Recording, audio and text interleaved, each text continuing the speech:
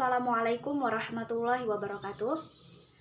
Di sini saya Yasmin Aulia Irfani Siregar presentasikan tentang pembelajaran berbasis proyek pada konsep untuk pengembangan proses keterampilan sains siswa.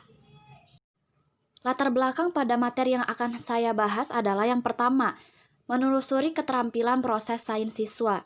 Yang kedua, meningkatkan motivasi dan minat belajar siswa. Lalu yang ketiga adalah analisis secara deskriptif. Yang keempat, pembelajaran berbasis proyek lebih memfokuskan pada pengkonstruksian pengetahuan siswa. Seperti itu. Baik, sebelum kita masuk ke metode penelitian, hasil dan pembahasan, sebelumnya kita harus mengetahui nih, apa sih yang dimaksud dengan pembelajaran berbasis proyek? Nah, adakah yang tahu pembelajaran berbasis proyek itu seperti apa? Benar. Jadi pembelajaran berbasis proyek ini, saya menginginkan para siswa dan siswi itu menerima materi itu, pengetahuan itu bukan hanya sekadar materi saja gitu. Jadi saya menginginkan mereka itu terampil dalam mengolah materi tersebut seperti itu. Nah, jadi pembelajaran berbasis proyek ini tuh dapat mengasah keterampilan mereka, lalu untuk mengasah sebuah pola pikir mereka untuk memecahkan suatu permasalahan begitu. Pada pembelajaran kimia seperti itu, orang-orang tuh menganggap bahwa kimia itu susah gitu. Padahal sebenarnya kalau mereka mengeluarkan keterampilan mereka dalam proses pembelajaran kimia itu, maka mereka itu akan menemukan sesuatu yang tidak mereka ketahui gitu kan. Jadi mereka itu akan bisa mempelajari suatu materi kimia ini itu dengan keterampilan dari pikiran mereka gitu ya. Jadi mempermudah dalam proses pembelajaran mereka, dalam proses penerimaan konsep mereka gitu kan. Nah, jadi di sini itu proses pembelajaran berbasis proyeknya pada koloid. Jadi yang pertama itu adalah metode penelitiannya nih. Jadi saya menghasilkan suatu penelitian ini tuh dari hasil observasi pada kelas 11 semester genap gitu kan.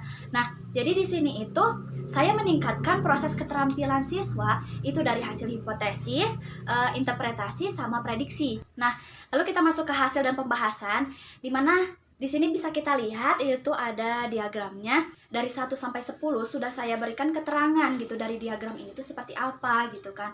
Nah, jadi apa sih sebenarnya upaya dari proses proyek ini tuh?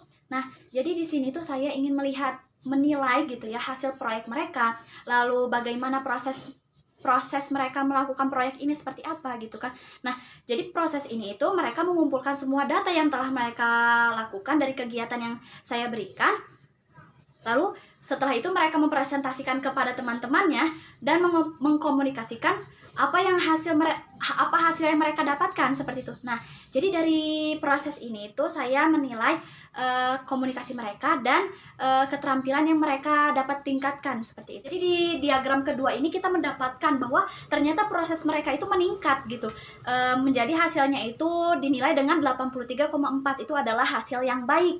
Nah, mengapa mereka dapat meningkatkan proses pembelajaran itu? Nah, karena kita itu menuntut mereka untuk bisa mengkomunikasikannya kepada teman-temannya. Nah, kita dapat menilai mereka itu secara menilai lisan mereka gitu dengan cara mereka berkomunikasi. Nah, jadi proses penilaian ini tuh mereka dapat tingkatkan karena proses pembelajarannya secara berulang melalui presentasi, sehingga mereka dapat mempermudah pengingatan mereka gitu dalam pemahaman konsep ini seperti itu. Maka dari itu kesimpulannya adalah pada proses ini mereka itu merespon hasil pembelajaran itu dengan baik, lalu juga berkomunikasi dapat mereka lakukan dengan baik kepada teman-teman mereka dan hasil yang baik juga. Cukup sekian presentasi dari saya. Mohon maaf bila ada kesalahan kata. Wassalamualaikum warahmatullahi wabarakatuh.